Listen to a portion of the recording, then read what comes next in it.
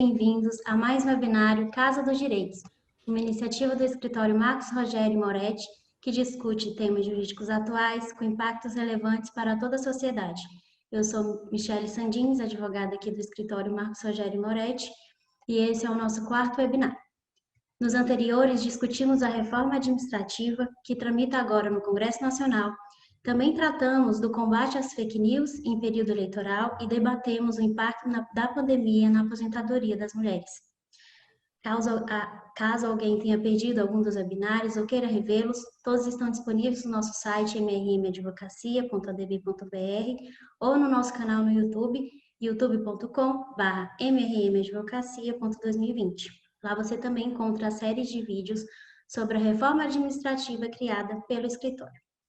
Hoje vamos tratar sobre o home office. A pandemia mudou drasticamente as rotinas e impôs para várias pessoas o trabalho em casa, conhecido também como home office, teletrabalho ou trabalho remoto. A modalidade não é recente, não surgiu com a pandemia, mas foi intensificada com ela. Por se tratar de segurança e saúde, várias cidades impuseram medidas de restrição de circulação e obrigaram empresas a adotar o home office para seguir realizando suas atividades.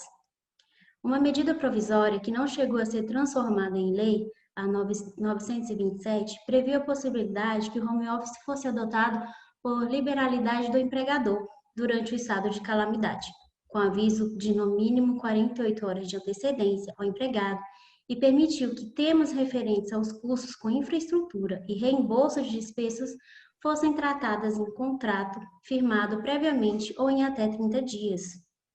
O que se viu nos acordos e convenções coletivas foi a adoção nem sempre benéfica para os trabalhadores do home office. 36% das negociações coletivas tratam do assunto. Em apenas 15%, coube ao empregador a responsabilidade por fornecer equipamentos ou infraestrutura para o trabalho. 3% atribuem essa responsabilidade ao empregado. E 3% afirmam que é uma corresponsabilização. 14% das negociações permitiram a adoção do home office e a redução de salários, ou seja, em alguns casos, os trabalhadores que foram colocados em trabalho remoto também tiveram seus salários reduzidos. 25% definiram cláusulas de suspensão de vale-transporte e alguns, menos de 12%, também suspenderam o vale-alimentação. Além de todas essas novidades, nem sempre benéficas, o home office ainda é cercado por várias zonas cinzentas que certamente gerarão controvérsias e chegarão ao judiciário. Por exemplo, o acidente de trabalho. Um trabalhador que se acidenta em casa durante a jornada de trabalho sofre um acidente de trabalho? As jornadas de trabalho estão sendo devidamente cumpridas? Os acessos aos empregados para fins comerciais fora do horário da jornada prevista em contrato está sendo computado como hora extra? Para tratar de todos esses assuntos, vamos conversar com Fausto Augusto Júnior, diretor técnico do Departamento Intersindical de Estatísticas e Estudos Socioeconômicos, ODIESE. Fausto Augusto Júnior, seja muito bem-vindo. Olá, boa tarde, Michele. Boa tarde a todos que nos assistem. Estamos aqui à disposição para o debate, conforme definir. Primeiro que é um assunto bastante importante, a gente agradece o convite e achamos que encontros desse tipo ajudam a gente a elucidar um pouco a questão e construir alternativas, aí seja alternativas negociadas, sejam reguladas, como a gente vai ver aí no futuro. Também vamos conversar com o sócio fundador do Marcos Rogério Moretti Advocacia, proprietário da Cascone Advogados, especialista em Direito do Trabalho, Vinícius Cascone. Boa tarde, Michele. Boa tarde, Fausto. Boa tarde para todos que nos assistem. Brasil, muito obrigado pelo convite. É sempre uma ótima oportunidade estar aqui ouvindo o Fausto, que eu admiro muito e costumo acompanhar em alguns debates e aprender bastante com ele. E vamos compartilhar um pouco da experiência dele aqui com todo mundo que está assistindo. Ok. Eu vou passar a palavra para o Fausto, que terá 20 minutos para suas considerações. Depois, o Vinícius também terá 20 minutos para as explanações e, em seguida, abriremos para as perguntas. E você que está nos assistindo já pode deixar suas perguntas nos comentários, que os participantes responderão ao final. Ok. Michele, você pode só me liberar para compartilhar a tela? Porque aí eu posso apresentar uns gráficos, algumas coisas que podem ajudar o pessoal a compreender um pouquinho. Ok.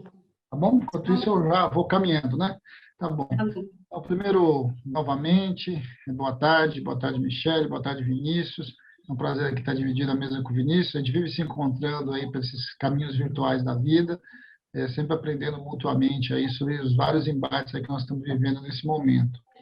Bem, a grande questão colocada aí com relação ao home office apareceu muito para a gente a partir da pandemia, né? A pandemia trouxe em cena uma discussão que sempre existiu de alguma forma, existiu em diversos setores e de maneiras diferenciadas, mas era algo sempre lateral às discussões, porque as empresas, os escritórios, o comércio, enfim, boa parte do setor de serviços, ele trabalhava presencialmente, né? Enfim, a grande maioria dos trabalhadores, de alguma forma, se deslocava para o seu ambiente de trabalho.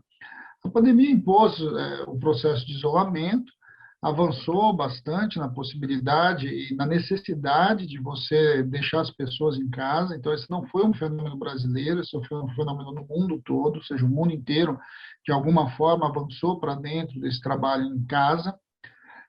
E aí, os debates que existiam, mas que eram debates ainda muito acanhados ou que eram muito específicos de alguns setores, eles avançam para o conjunto da sociedade. Nós estamos hoje num período bastante interessante para esse debate, então eu louvo bastante o escritório do Marcos e do Moretti, né? Porque é um debate que eu diria que hoje nós estamos no momento de fato para fazer, porque a vacinação começa a se ampliar, né? Ou seja, um conjunto da população muito aquém da necessidade, mas ela se amplia. A gente está vendo uma sociedade que começa a regressar, de certo modo, enfim, a vida laboral, e, de alguma forma, o home office agora ele vai passar por uma transição. Ele vai deixar de ser essa figura emergencial que apareceu como alternativa de trabalho por conta da pandemia, e ele vai ser incorporado às estratégias das empresas, né? Vai ser incorporado, de fato, no negócio e na lógica de negócio das corporações, dos escritórios, enfim, dos diversos setores. E eu acho que agora a gente vai ter talvez um pouco mais de maturidade a partir de ver de fato o que vai voltar, o que não vai voltar, onde vai sobreviver o home office, se o home office volta para o patamar anterior, ou se ele vai acelerar em determinados setores e vai retornar em outros. Eu acho que são perguntas que nós não temos muita resposta. Quando a gente ouve diversos especialistas, diversas áreas, né, seja do RH, seja dos especialistas no mercado de trabalho, no mercado de tecnologia, a gente vai vendo que não há muito consenso para onde esse negócio vai. Grandes empresas, inclusive nos Estados Unidos ou na Europa, vêm fazendo esse debate, e está muito claro que, do ponto de vista do interesse das empresas, há vantagens e há desvantagens. E eu acho que eu queria tocar nesses dois aspectos.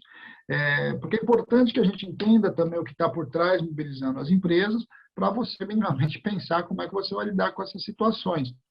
O mais comum para todos nós é, de certo modo, discutir a questão de custos. Né? Para as empresas, de alguma forma, eu transferir o trabalhador para a sua casa, eu vou economizar com transporte, vou economizar com luz, com água, com aquela estrutura física que tinha lá, e etc. Bem, isso não é desprezível, nós temos que levar isso em consideração. Isso não é uma novidade, isso a gente já viu em outros processos de terceirização, lá nos anos 90, em que pedaços das empresas foram para garagens, para oficinas das pessoas. Por exemplo, o setor da moda, né, o setor de costura, há muito tempo faz isso, transfere parte da sua produção para a residência das pessoas, para as pequenas oficinas, que muitas vezes são quartinhos na casa das costureiras espalhadas pelo Brasil.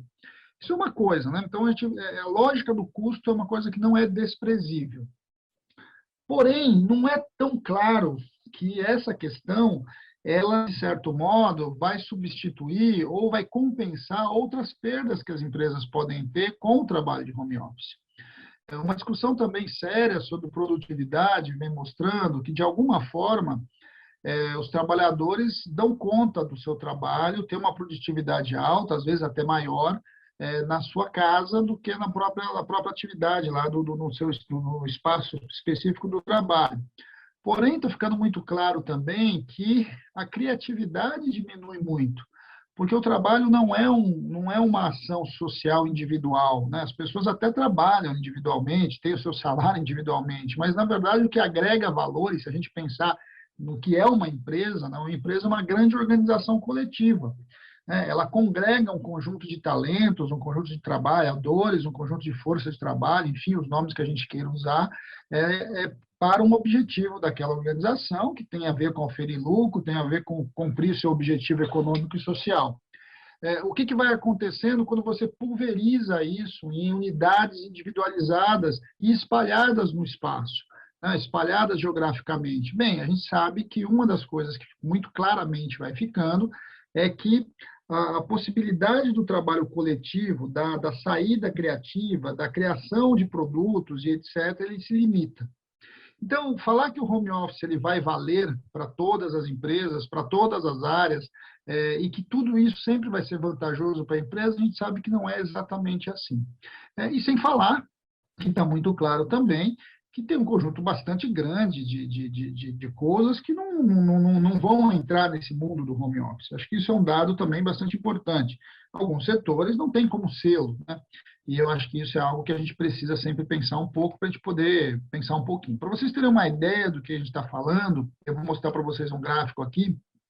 Esse dado aqui, a gente rodou em função da PNAD Covid, que o IBGE fez ao longo aí da pandemia, ao longo de 2020, e ele mostrou, esse aqui é o momento auge, aí, né, que a gente chegou ali por volta de maio, junho, julho do ano passado, em que o home office chegou no auge, depois ele veio diminuindo. No auge do home office, eu peguei 2 estados aqui, esse material está na nossa página, no DIEESE, tem todos os estados lá separados, mas vocês vão ver que no auge, nós chegamos a alguma coisa em torno de 10% dos ocupados em home office, né? Ou seja, 8 milhões e meio de trabalhadores estavam em home office. Bem, e desses 8 milhões, a gente vai vendo que tem algumas características. Uma das características a maioria eram mulheres, tinha lá uma divisão, mas 56% eram mulheres.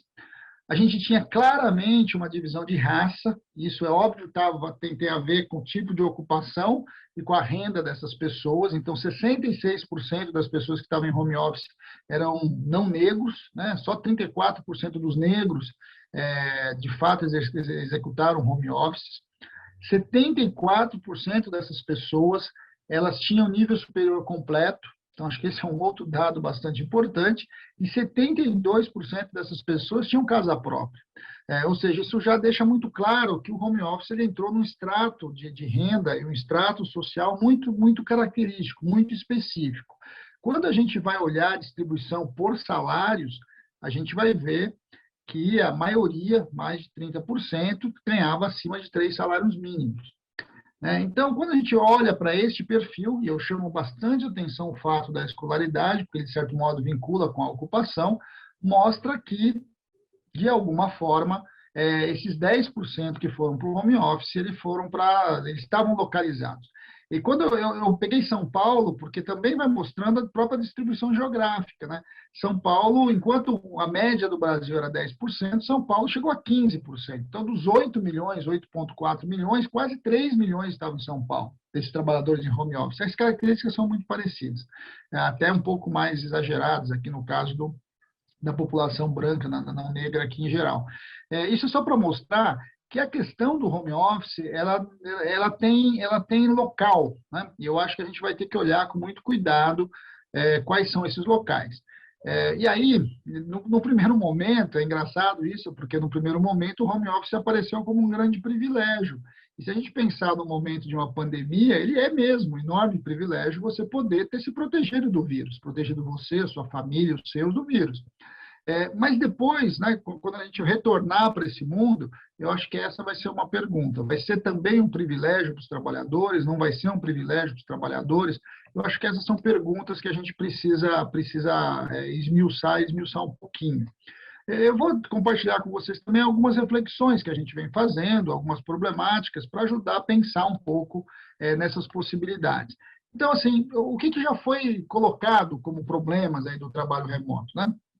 Bem, primeiro, que é óbvio que, de alguma forma, quem no final das contas vai definir se vai estar em home office, em trabalho remoto ou não, vai ser a empresa, vai ser a grande corporação. Esse é o primeiro dado. Dificilmente o trabalhador vai ter opção, né? Ele vai ter opção de talvez poder fazer, né? Mas não é uma escolha dele. Do mesmo jeito que fazer hora extra, o período das férias, né? O momento que ele sai de férias, sempre é uma prerrogativa da empresa. Então, esse é o primeiro debate. Afinal de contas, né, estar no sistema de home office será uma opção ou será uma imposição? Será para todo mundo? Será para alguns? Como é que isso vai ser e quem vai controlar esse movimento? Eu acho que essa é uma primeira questão que está colocada para nós. Bem, existe uma discussão já há bastante tempo, né, e agora, na pandemia, isso se acentuou, que é a discussão dos acidentes e doenças de trabalho. Afinal de contas, e aí? Né? Quem vai estar responsabilizado por isso, né, por essas possíveis ocorrências? E como é que eu vou caracterizar um acidente de trabalho? Né, um acidente de trabalho em que o sujeito está voltando do banheiro da casa dele para o escritório ou para o fundo do quarto dele, onde ele faz o home office. Como é que eu caracterizo essas coisas? Bem, isso eu já deixo aqui para perguntas para o Vinícius, né, porque já tem umas questões jurídicas aí bastante complicadas, né, para a gente lidar quando trabalha em vários espaços do lar. Eu acho que essa é uma questão. A gente tem também a gente vai ver que esse modelo ele vai trabalhar um pouco daquilo que eu falei para vocês. A gente vai ter uma discussão ali de aumento de produtividade, diminuição de custos, mas como é que essas coisas vão se separar, né? Como é que essas coisas vão se compor dentro de uma estratégia das organizações? Eu acho que essa é uma questão bastante importante que a gente vai ver como é que isso vai acontecer. Então, são alguns problemas que já apareceram, né? Não vou nem colocar outros. Agora, quando a gente vai para dentro, né, do mundo do trabalho, aí, de novo, algumas perguntas que estão em aberto, só para a gente pensar um pouco também. A questão do home office tem um debate de controle de jornada. Como é que eu controlo a jornada? Como é que eu registro o controle de jornada? Nós vamos aceitar monitoramento individualizado na casa das pessoas? Então, o sujeito liga a câmera, ele tem que provar que ele está lá, ele acessa o sistema, não acessa o sistema, tem uma série de coisas. A gente já falou um pouco de acidente de trabalho, mas tem uma questão objetiva de condições de saúde e segurança do trabalho, né? Como é que você vai definir essas condições? Quem vai garantir essas condições? E até muito pior do que isso, né? Como é que você vai fiscalizar essas condições? Uma vez que a gente sabe que o espaço da casa é um espaço bastante complexo, não só de fiscalização, mas ele é um espaço inviolável, inclusive constitucionalmente. Como é que você vai entrar com um fiscal dentro da casa das pessoas? Então, a gente tem umas questões que são bastante complexas para a gente lidar. Provimento de equipamentos, mobiliários, etc., como financiar, a gente vai ter padronizações, vai ter imposições mínimas, vai ter garantias diversas, não vai ter nada, vai ter uma espécie de um auxílio, como a gente tem visto, você cria um auxílio home office e isso compensa financeiramente todo o resto. Como é que a gente vai definir um pouco isso, né? Tem um debate já há bastante tempo agora, e isso aflorou muito agora, que tem a ver com essa mistura entre a vida familiar, a vida da casa, com a vida do trabalho. Então, acho que são coisas para a gente pensar. Como é que a gente vai garantir o que tem chamado de direito à desconexão? Porque o direito à desconexão, ele não está simplesmente limitado à ideia do home office, porque com os aplicativos, o que a gente tem visto é que antes mesmo desse momento da pandemia, isso já estava virando algo muito forte. Os WhatsApps da vida ficavam tocando a noite inteira, as pessoas não têm mais horário de começo de trabalho e fim do trabalho. Então, esse debate da desconexão é um debate importante para nós. Existem questões efetivas de trabalho, da questão de gênero muito forte. Seja de um lado, que agravou situações de dupla jornada. A gente descobriu no home office, na pandemia, que a mulher, além de dupla ou tripla jornada, ela, além de tudo isso, ela estava fazendo jornadas simultâneas, né? Ao mesmo tempo que ela trabalha, ela cozinha e ela cuida do filho, coisas que é impensado depois. Tanto é que a gente tem conhecido muitas experiências de pessoas que querem voltar para o ambiente de trabalho, são mulheres, né? Porque também tem muita dificuldade para lidar com essa dupla jornada simultânea. Era uma coisa para a gente pensar antes da pandemia, para a gente pensar um pouquinho, né? Tem discussões muito sérias, né? A gente viu a violência contra a mulher crescer nesse período de home office, então são coisas para a gente pensar também, né? E, ao mesmo tempo, a gente vai ter que olhar afinal de contas, quem tem direito a isso, né? Como é que a gente vai lidar com isso? E como é que vai lidar com situações que talvez a gente não pensou, que pode ser boas, pode ser ruins, por exemplo, trabalhador com deficiência, acho que é uma questão importante. Acho que a gente tem uma questão ali da reprodução social do trabalho, esse processo todo da gente lidar com algumas questões que são bastante importantes para a gente pensar. Então, pensar em regular o home office, pensar em lidar com as situações, eu acho que tem que tentar responder. Essas são algumas perguntas que a gente trouxe para vocês, para a gente pensar conjuntamente, porque vai ajudar a gente a pensar um pouco no para frente. Eu acho que esse talvez seja um pouco das nossas questões que estão colocadas para nós ali. Por fim, eu não vou entrar aqui no debate, porque tem vários projetos de lei, tem várias questões colocadas, aí certamente vocês são muito mais competentes até do que a gente para pensar, mas eu queria problematizar com vocês duas questões. Na discussão do home office, eu acho que uma questão que a gente precisa trazer: o que vai ser papel da legislação e o que vai ser papel da negociação. E quando nós falamos negociação, depois da reforma trabalhista, nós estamos falando de negociação coletiva ou nós estamos falando de negociação individual? Como é que nós vamos organizar tudo isso? Eu acho que para nós agora, o grande desafio é, uma vez que a gente teve essa experiência da pandemia, que teve uma experiência bastante grande, nós estamos falando de 10% da mão de obra em home office, é muita coisa em qualquer nação. Se isso permanecer metade, já é muita coisa. Como é que nós vamos lidar com isso? Vai caber à legislação criar regras para isso, né? Essas regras serão regras gerais, que você vai poder limitá-las, melhorá-las, construir especificações mais efetivas de acordo com cada negócio, de acordo com cada situação, por meio da negociação. E essa negociação, ela vai se dar sob a égide da negociação coletiva, do sindicato, ou ela vai se dar a partir dessas novas modalidades de negociação que a gente viu na reforma trabalhista, que na prática pouca negociação há. Na verdade, há normalmente grandes imposições da própria empresa sobre aquilo que ela está implementando. Eu acho que esses são desafios postos para nós hoje. Essa discussão está no Congresso Nacional, ela está nas negociações, mas como você mesmo lembrou, Michele, muitas negociações aconteceram sobre esse tema foi bastante discutido ao longo da pandemia, mas objetivamente a maior parte dessas negociações foram negociações de compensação de recursos financeiros, ou seja, para você receber um auxílio ali que pudesse pagar parte das contas que foram transferidas para a sua casa, ou regulamentações muito genéricas que, de fato, pouco regulavam o que significa essa lógica de trabalho. Por fim, vale lembrar, encerrando a minha fala, trabalho em home office não é uma nova modalidade de contratação. Trabalho de home office é trabalho fora do ambiente do seu espaço, né, de trabalho normal.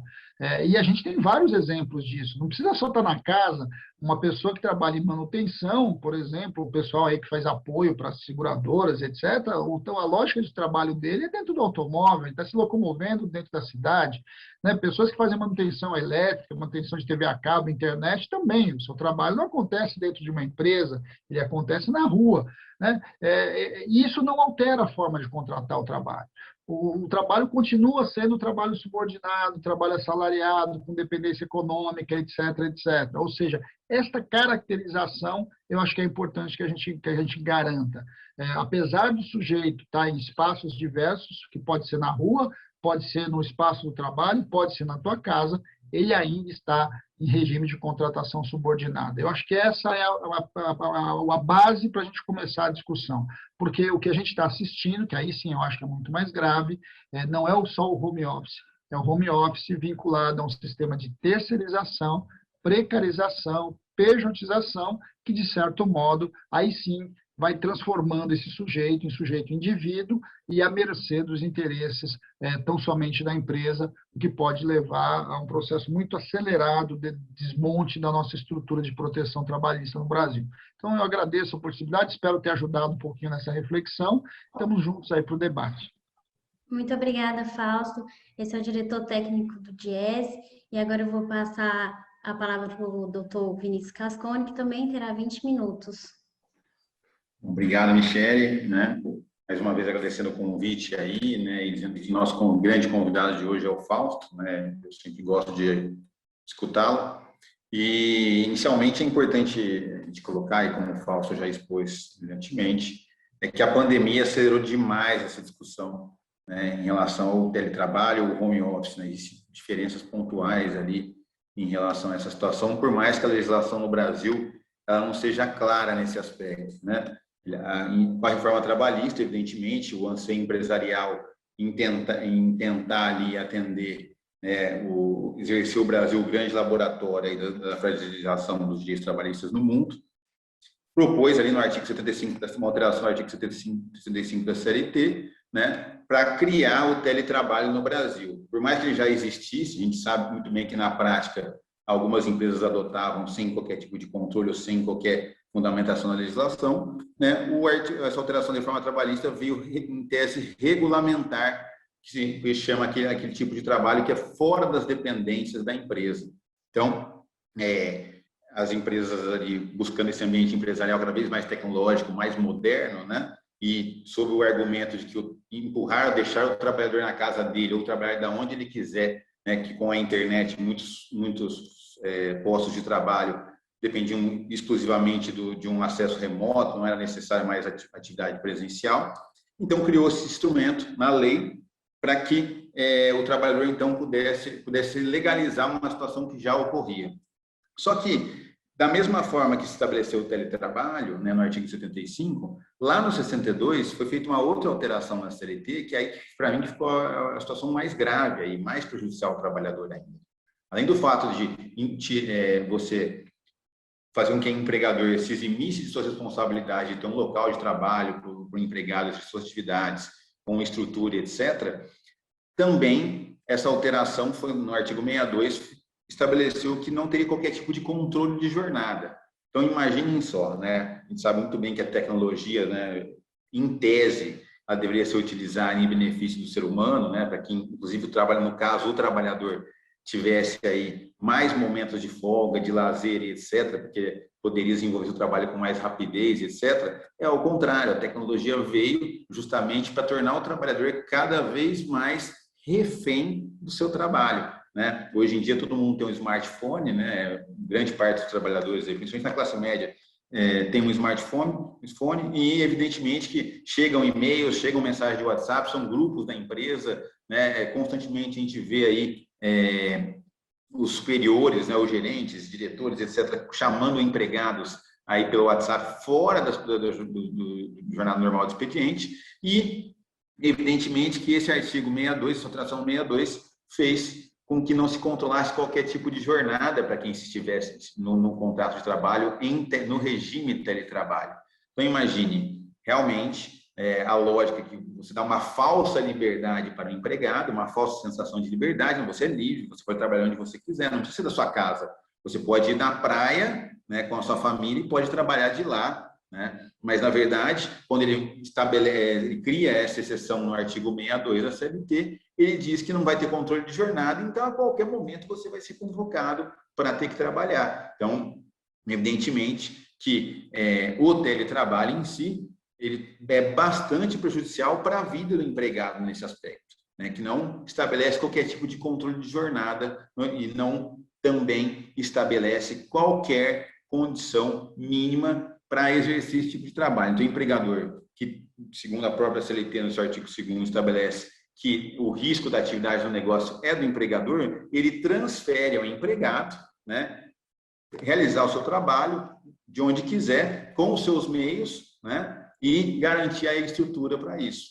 Por mais que exista a previsão legal, inclusive com base na Convenção 155 da OIT, com base no artigo 2º da CLT, é possível a gente tirar esses princípios em relação à estruturação, né, de que o empregador é obrigado a garantir os meios, né, fornecer os equipamentos, etc. A gente sabe muito bem que na prática, muitas vezes isso não está ocorrendo, né? Não, e evidentemente que o empregado tem que se preocupar em ter uma internet ativa na sua casa ou onde ele estiver, ter uma cadeira, ter um computador, ter uma mesa em condições mínimas aí para poder trabalhar. E muitas vezes a gente sabe que o próprio ambiente doméstico, né, no caso, impede o empregado de conseguir trabalhar com tranquilidade, porque existe uma criança, às vezes, ali, ou existe qualquer outra situação de barulho, etc. Às vezes o local onde ele reside é um local que não é tranquilo e que acaba impedindo ele de exercer um trabalho com tranquilidade. Então, muitas vezes o empregado é obrigado a ter que ir trabalhar num coworking, obrigado a ter que ir trabalhar num outro local,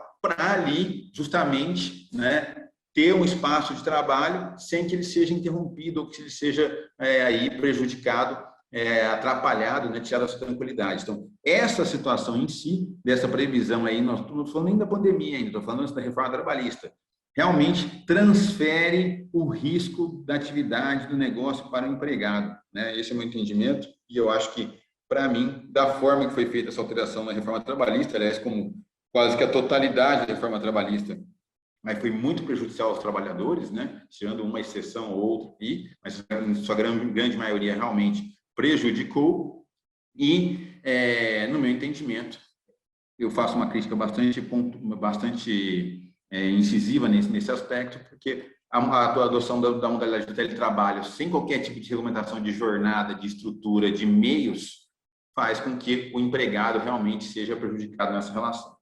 Mas, pois bem, o ano passado a gente foi surpreendido, né, com uma situação extraordinária, né, que é a pandemia, né, a pandemia da Covid, por mais que no ano de 2019 ela começou a chegar, né, no mundo, as pessoas já começaram a alertar, mas somente o Brasil aqui acordou em março de 2020 e nós acordamos com uma situação bastante complexa, porque ao mesmo tempo a gente precisaria garantir a saúde e segurança dos empregados, a gente sabia muito bem que as medidas de isolamento social eram imprescindíveis para garantir aí que os empregados pudessem não ficarem expostos, exporem suas famílias à Covid-19, mas ao mesmo tempo, né, tinha toda uma questão relacionada ao sustento desses empregados e também das empresas ali em garantir a manutenção dos postos de trabalho, constituir aí uma forma, né, de garantir uma receita para que isso pudesse acontecer. O governo federal demorou muito para agir nesse aspecto, né? E quando agiu de forma equivocada, de forma tímida, né? O que se ofereceu aí do pacote, né, para tentar garantir que o trabalhador tivesse saúde e segurança, né? E para que a empresa tivesse também, pudesse conseguir sobreviver a essas situações pequenas, eu digo pequenas empresas, né? As mesmas, porque as grandes tinham grandes estruturas aí, tinham condição de manter, evidentemente, não é uma suspensão temporária de uma produção que poderia quebrar uma grande empresa, a gente sabe muito bem, mas o governo demorou para agir de forma tímida com o pacote oferecido. E aí, né, de forma sorrateira, eu digo, né, foi promulgada a MP 927, da Provisão 927, que ela veio sem qualquer discussão com os trabalhadores, talvez tenha tido uma discussão com os empregadores, mas não se colocou ali na mesa, né, isso que eu gosto de apontar, a falta de diálogo social que existe nesse governo, que poderia muito bem ter trazido a uma mesa de representantes de empregados, representantes de empregadores e o governo tentar ali construir um instrumento normativo, uma medida provisória ali para, naquele momento, adequar e tentar compor aí a situação de garantir saúde e segurança dos trabalhadores contra a pandemia e também garantir o exercício do trabalho em casa. E aí, quando a gente diz que a MP veio falar sobre o teletrabalho, na verdade, ela estava já fazendo uma mudança pontual, que era a questão do home office, na verdade, né? Os empregados trabalhavam na empresa, evidentemente numa empresa, um local fixo, uma unidade fixa de trabalho, e evidentemente que tiveram que ser deslocados para sua residência, e aí a medida provisória permitiu uma alteração do contrato de trabalho, né, de forma rápida, em até 48 horas poderia ser feita essa comunicação para o empregado, né, uma espécie de um acordo, um aditivo no contrato de trabalho, porque a gente sabe muito bem que o trabalhador ali poderia ficar, sabe que não tem muita escolha, uma massa de desempregados que o Brasil tem, evidentemente, com o exército de reserva que tem de empregados. Quando o empregador determina algo, fala como se fosse uma imposição, uma determinação mesmo. Então, vamos alterar o contrato de trabalho? O empregado não tem muita escolha, né? São poucos empregados que conseguem ali ter uma escolha ou não para optar se aceitam ou não as condições impostas pela empresa. A grande massa de trabalhadores não consegue fazer isso, não tem condições de fazer isso. Então, acabou aceitando a condição imposta ali e houve essa migração desses empregados, né, para trabalhar em casa, e aí entrou aquela discussão do chamado home office, né, o termo em inglês aí, né, eu trabalho o escritório em casa, né, e evidentemente que aí começou o primeiro questionamento. Bom, se a CLT diz que o chamado teletrabalho não tem controle de jornada, o home office, que na verdade não seria, pode ser uma das espécies de teletrabalho, o home office, que seria a migração do local de prestação de serviço de forma temporária da unidade de trabalho para casa, deveria ter controle de jornada ou não? Né? Essa começou o questionamento. No meu entendimento, no entendimento dos sindicatos, né, que lutaram bravamente, é que teria que ter controle de jornada, sim, que as empresas têm meios tecnológicos de fazer esse tipo de controle, né, que poderia ser compatível isso, justamente para não tentar criar uma situação de trabalho contínuo, 24 horas por dia, né? Porque, evidentemente, e está acontecendo, a gente vê hoje no chamado home office, que as pessoas estão trabalhando de sábado, de domingo, de sexta-feira à noite, quinta-feira à noite, não existe mais uma jornada de trabalho. Então, no meu entendimento, o home office, ele se diferencia um pouco do chamado teletrabalho nesse aspecto, porque, como o contrato de trabalho estabelecia um controle de jornada, da mesma forma que tem que se ter um controle de jornada nessa questão do home office agora da pandemia que a gente fala.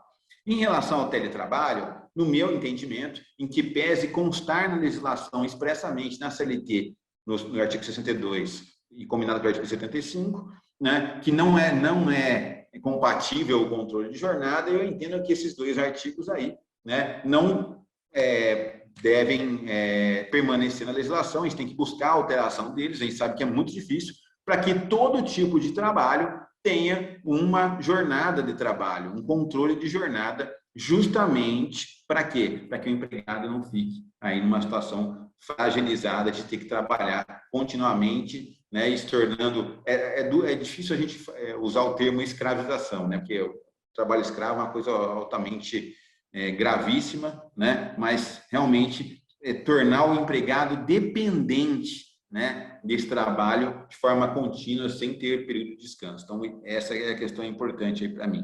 Aí, a MP 927, ela acabou vigorando só no prazo da medida provisória, ela não foi convertida em lei, né, o Congresso Nacional acabou não fazendo a discussão dela, então ela perdeu eficácia, e aí agora, em 2021, né, o governo veio também de forma tardia, com as MP 1045, depois a MP 46, acho que foi no mesmo dia que elas foram editadas, se eu me recordo, e ali ele tentou regulamentar, né, não regulamentar, mas tentou deixar mais explícito o que seria o teletrabalho nesse aspecto, dizendo que o empregador poderia fornecer os meios em regime de comodato para o empregado trabalhar.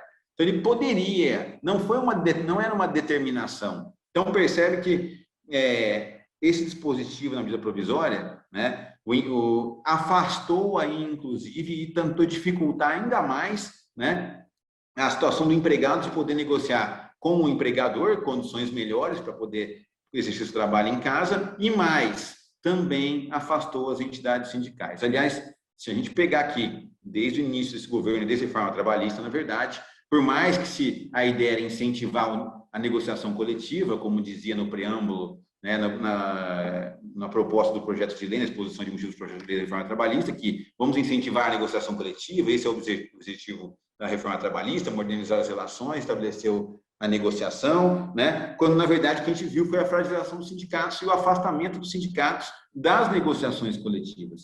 Basta ver aquela questão do banco de horas, né? O banco de horas, antes da reforma trabalhista, era necessário ter uma norma coletiva para estabelecer o banco de horas. E aí, o que a reforma trabalhista fez? Foi estabelecer o banco de horas de forma individualizada e de forma verbal, se a compensação acontecesse no próprio mês, ou seja, diretamente com o empregado. Então, imagine a confusão que isso se dá no dia a dia, uma compensação verbal. Hoje você chegou mais tarde, amanhã você já compensa de forma verbal. Não existe uma situação, ou você trabalha mais hoje quando a produção está no pico, e quando no final do mês, que talvez a produção esteja menor, eu vou lá e mando você embora mais cedo para casa para compensar as horas que você trabalhou. Então, o empregado não recebe essas horas extras. E aí, depois, além disso, permitiu também o contrato individual de compensação em até 6 meses, afastando o sindicato também. Então, percebam que o que vem acontecendo aí na legislação é afastar os sindicatos.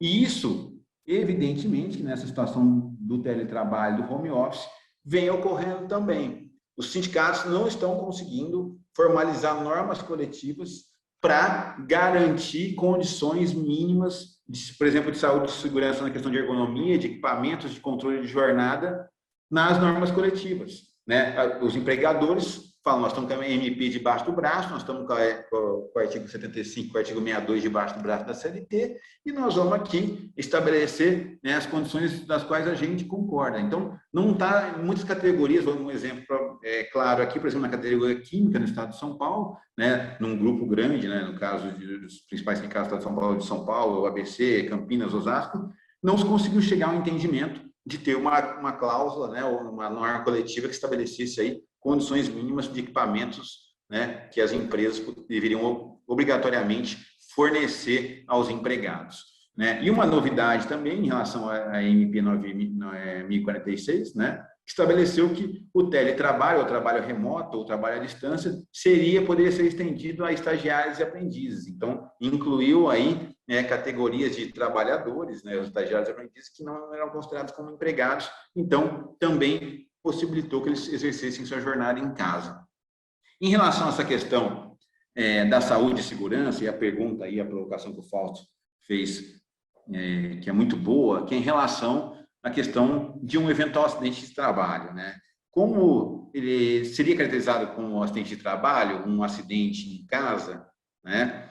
Bom, realmente é uma discussão bastante complexa e, evidentemente, que todas as ocorrências que acontecem durante o horário de trabalho, durante a jornada de trabalho, elas devem ser relatadas, né? Então, evidentemente, se o trabalhador ali foi pegar um copo para tomar uma água, o copo caiu, cortou a mão desse trabalhador, seria um acidente de trabalho? Em tese, se a gente transportar a relação que acontecia na unidade de trabalho, na sede da empresa, se ele tivesse com esse mesmo copo, pegasse, caísse na mão dele, seria considerado um acidente de trabalho. Então, qual seria a diferença de ele pegar o copo e cair na mão dele e cortar a mão dele aqui?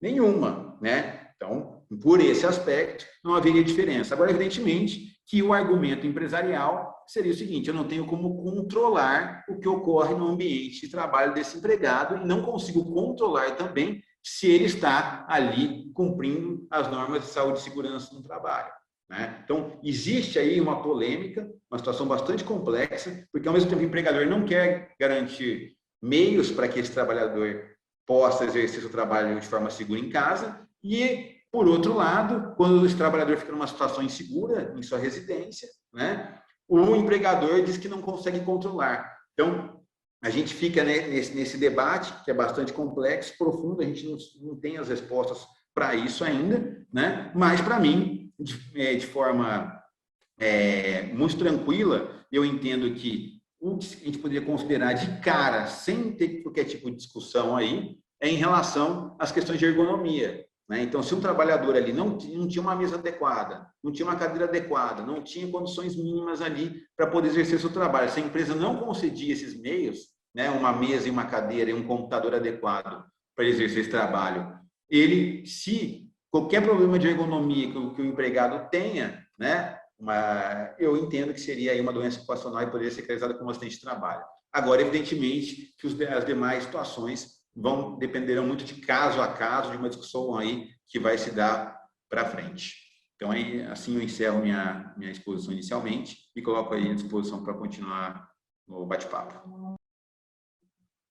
Bem, nós temos uma pergunta de uma telespectadora e a pergunta é a seguinte: os trabalhadores em home office têm direito a vale transporte e vale alimentação? Em quais casos? Bom, quer que eu responda? Bom, vale transporte não, né? Porque o vale transporte ele é um benefício concedido para que o empregado saia de sua residência ou do local onde ele esteja, né, para ir até o local do trabalho. Então, o vale transporte ele não teria, porque a essência desse benefício seria esse. Agora, do vale alimentação, no meu entendimento, deveria ser mantido e ser uma garantia aí, né, para que o empregado pudesse se alimentar. E qual que é o grande problema? Em algumas situações aí, né, por ausência de negociação, etc., existiu uma tentativa de algumas empresas de, por exemplo, eu concedi o vale refeição e o vale alimentação. Então, como eu concedi os dois, na verdade, Vale Refeição era para a pessoa se alimentar aqui no entorno da empresa, de comprar um almoço, um marmitex, alguma coisa, eu vou cortar isso aqui e só fica o Vale Alimentação, né? Então quer dizer que a pessoa usava esse benefício para se alimentar, né? E passa a ter um custo para se alimentar em casa, né? Porque, na verdade, se ela se alimentava fora com esse benefício, ele é cortado, essa despesa vai ser transferida para a residência. Por mais que você esteja ali num ambiente com mais pessoas, às vezes, evidentemente que é uma pessoa a mais que vai estar comendo. Então, para mim, qualquer tentativa aí de retirada do Vale Refeição, para mim, se tinha uma previsão que estabelecesse ali, que não fosse previsão em norma coletiva, e essa norma coletiva não tivesse acabado sua vigência, é importante deixar claro que tem uma outra discussão aí que a gente entra sobre a história da outra atividade, nas normas coletivas ou não, que a reforma trabalhista também ceifou, né? A gente tem que lutar e brigar para que seja mantido esse benefício, sob pena de violar, né, aquele princípio da irredutibilidade salarial, que ele é ampliado e estendido também aos benefícios para os empregados. Então, no meu entendimento, se tiver qualquer tentativa de retirada de qualquer benefício que era concedido aos empregados, com exceção do Vale Transporte, evidentemente, aí que é um benefício objetivo em relação ao transporte, né, eu entendo que não pode ser retirado, e aí a gente precisa lutar para impedir isso. Ou seja, através da entidade sindical, que a gente tem que valorizar muito a entidade sindical nesse aspecto, ou aí até o empregado arriscando o seu emprego, né, pleiteando uma ação judicial. Um caminho que pode ser adotado, né, muitas vezes, infelizmente, nem todas as entidades sindicais atuam, né, mas o empregado pode se utilizar de uma ferramenta que é uma denúncia anônima que existe no site do Ministério Público do Trabalho, né, ele pode fazer essa denúncia anônima e informar que houve a retirada do seu direito, né, desse benefício, para que o Ministério Público do Trabalho abra uma investigação, chame a empresa e, evidentemente, que o sigilo vai ser garantido para esse empregado. Mas, inicialmente, eu sempre recomendo, procure seu sindicato da categoria. Tente dialogar, faça com que o sindicato questione, peça para os seus colegas de empresa também pressionarem o sindicato, importante, né, para que o sindicato tome uma atitude. Se isso não ocorrer, você tem o Ministério Público do Trabalho. Essa pergunta foi da Ana Cíntia, e agora a Juliana faz uma pergunta diretamente para o Fausto, que é a seguinte: o home office pode atrapalhar as vendas no comércio por colocar menos pessoas circulando na rua, ou isso não é um risco? Eu acho que o que nós estamos assistindo é uma mudança, inclusive, na forma das pessoas comprarem, né? Acho que isso é um dado que já estamos assistindo. É algo que a gente já tinha visto, em especial nos países da Ásia, em que tiveram outras pandemias, né, não tão fortes quanto a que a gente está vivendo, mas em que a participação do comércio eletrônico, do comércio virtual, né, ele é bastante importante em relação ao volume de comércio em geral. Está muito claro que essa forma de compra ela adentrou a sociedade brasileira. As pessoas passaram a comprar pela internet, passaram a confiar mais nos sistemas. Os próprios sistemas também eles se evolucionaram, eles se alteraram, e de alguma forma isso é inevitável. Ou seja, é inevitável que o consumo, uma parte daquele consumo que era o consumo de rua, ele migrou para o mundo virtual. Está aí infinidade de trabalhadores aí de entrega, de diversos formatos, seja de alimentação, né, que são os mais conhecidos, mas também aí de distribuição de mercadorias diversas. Então, acho que isso é uma questão. Se as pessoas vão voltar a isso ou não vão voltar a isso, eu insisto, né?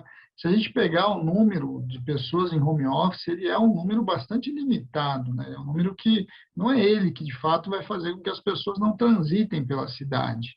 Ele vai ficar, como ficou na pandemia, que foi um ápice aí, né, da necessidade desse tipo de trabalho, ele vai se reduzir bastante, ele vai ficar reduzido a nichos muito específicos, que são nichos que também, normalmente, já se utilizavam muito do comércio virtual. Então, ao mesmo tempo que tem uma nova tecnologia, o comércio virtual vai aumentar suas vendas, vai sim tirar vendedores e trabalhadores do comércio presencial. A gente já tinha visto isso, até porque a própria lógica de organização dos preços virtuais são diferentes dos presenciais, mas, por outro lado, isso não tem a ver necessariamente com o home office, isso tem a ver, na verdade, com uma mudança do próprio consumidor, que passa a se utilizar de um outro mecanismo para fazer compras, né?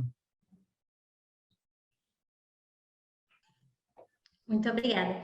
Eu tenho uma pergunta também. Eu gostaria de perguntar como que o trabalhador pode provar que ele está realizando horas extras? Vai lá, Vinícius, fala do ponto de vista legal, que aí depois eu meto os dilemas aí. A primeira questão aí, na verdade, é o seguinte: o que eu faria se eu fosse um trabalhador hoje na modalidade de home office, né?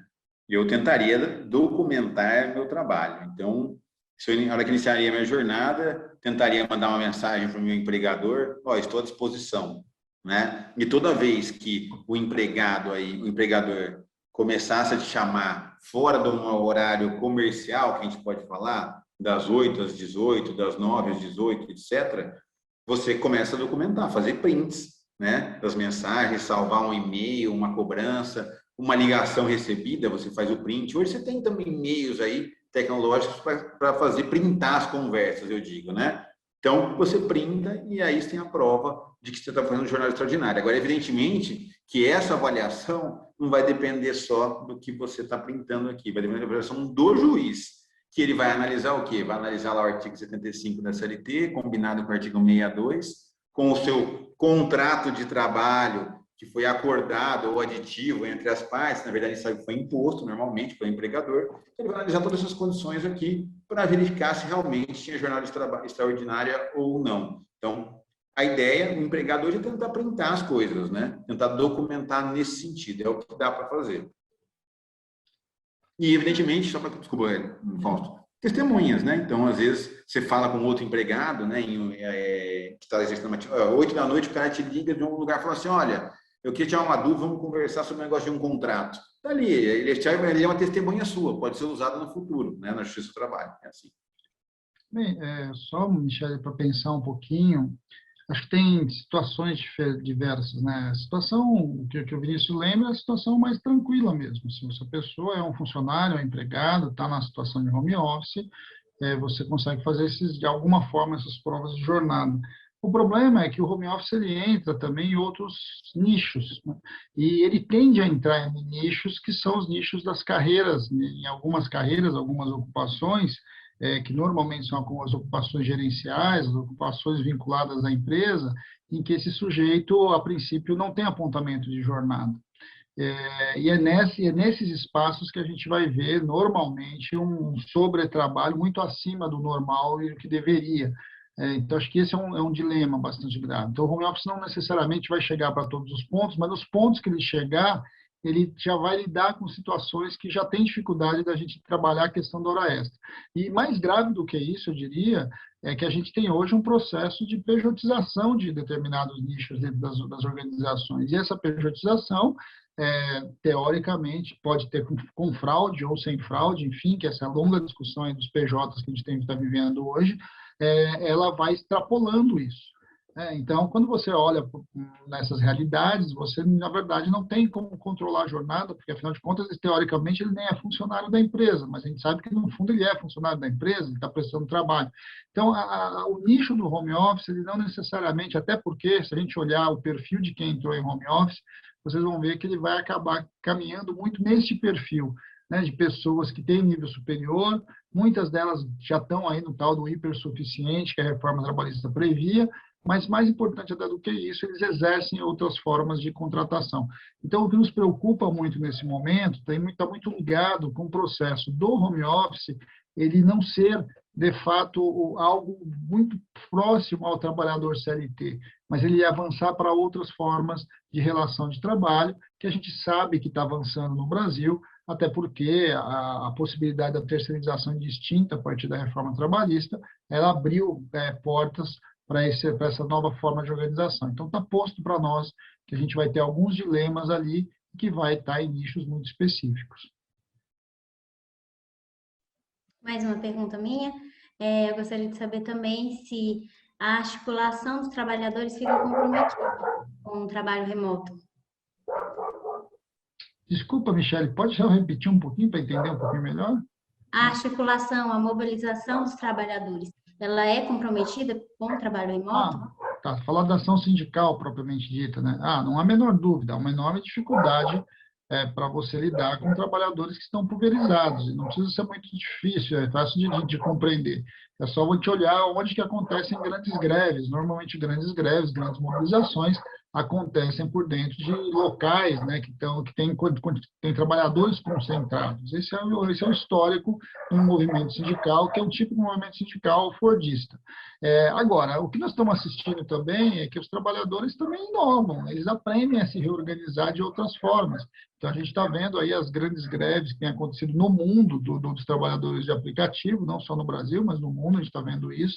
A gente está vendo outras formas de organização sindical, então as assembleias virtuais também estão chegando, então a tecnologia também serviu para que a luta sindical também aconteça no home office, né? Acho que isso é importante. As pessoas estão recebendo a mensagem sindical, o boletim sindical, estão conversando com o dirigente sindical por meio do meio virtual.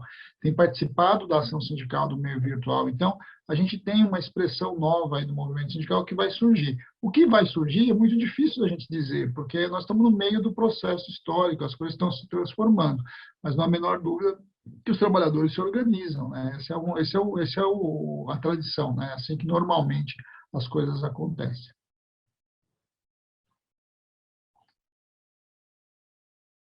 Ok, eu gostaria que vocês finalizassem com considerações finais. Por mim, eu começo? Bem, então, Michele, primeiro, a gente agradece muito o convite, agradece a possibilidade de fazer esse debate tão importante. Eu acho que esse debate está na ordem do dia. É fundamental que a gente minimamente compartilhe conhecimento sobre isso, compartilhe realidade sobre isso, e esse debate está no Congresso Nacional. A gente vai, de alguma forma, fazer algum tipo de discussão sobre algum tipo de regulação sobre isso. Então, a gente vai ter que se debruçar bastante. Iniciativas como essa são iniciativas fundamentais para a gente pensar o futuro do país, o futuro das relações de trabalho, o futuro do direito trabalhista no Brasil, e de alguma forma vai sair diferente dessa pandemia. Então, temos um enorme desafio, um desafio que está colocado num momento bastante difícil. Vamos lembrar que nós estamos aí num momento em que o atual governo busca incessantemente reduzir os direitos dos trabalhadores, reduzir salário, de certo modo comprimir renda, e a gente está assistindo um momento aí, inclusive, que a nossa própria democracia está em xeque. Então, são momentos específicos, são momentos complexos, mas são nesses momentos em que a ação do movimento sindical, do movimento social, da sociedade em geral, vai definir o nosso futuro, e a gente espera que a gente encontre um bom caminho para isso. De novo, agradeço a possibilidade aqui de estar com vocês, e até uma próxima aí, se Deus quiser. Muito obrigada, Fausto. Bom, rapidamente aqui, eu acho que não preciso ficar chovendo no molhado na importância desse tema, mas eu acho que agora, né, tanto os sindicatos como os trabalhadores aí devem pensar em como disputar a interpretação, né, disso no Poder Judiciário, porque lá, né, agora vai ser o campo de batalha, né, que nós temos agora para tentar, por exemplo, garantir um controle de jornada, né, no home office, no teletrabalho, tentar aí inverter o que está colocado na legislação, tentar aí garantir condições mínimas, né, de saúde e segurança para esses empregados em casa. Então, para mim, o campo de batalha agora, a preocupação aí que os trabalhadores devem ter, os sindicatos principalmente devem ter, é com o Poder Judiciário. E aí um aliado importante nesse aspecto é o Ministério Público do Trabalho. A gente tem que buscar o Ministério Público do Trabalho para cerrar fileiras aqui na trincheira, né, desse combate, né, e, evidentemente, não ficar aqui se iludindo, porque o setor empresarial faz um lobby gigantesco no Poder Judiciário. Basta a gente ver os eventos dos tribunais regionais do trabalho, do TST, são sempre patrocinados por grandes empresas, né? Então, congressos, atividades e palestras, tem lá o logo das empresas, né? E elas não financiam esses congressos porque elas estão interessadas em garantir o debate democrático na sociedade, né? Elas estão interessadas em fazer lobby. Essa é a grande realidade, e a gente precisa entender que os sindicatos precisam se articular junto com o MPT, junto com os trabalhadores, para tentar, no Poder Judiciário, tentar fazer essa discussão de disputa de interpretação da legislação. É isso que a gente precisa. Então, meu recado é esse, é isso que eu recomendo aí aos sindicatos e aos trabalhadores. Muito Mais uma obrigada. vez, muito obrigado e boa noite aí. Obrigado pela participação, Fausto. Obrigado, Michele. Obrigada, eu agradeço a presença de ambos. Fausto Augusto, muito obrigada pela sua presença. E também muito obrigada, doutor Vinícius. Nós chegamos ao fim de mais um webinar e hoje nós tratamos sobre home office. Se você quiser rever esse conteúdo, ele ficará disponível no nosso site, mrmadvocacia.odv.br, e no nosso canal no YouTube, youtube.com/mrmadvocacia2020. Não deixe de assinar também o canal, ativar as notificações para ser informado sempre que a gente lançar novidades. Muito obrigada e até a próxima.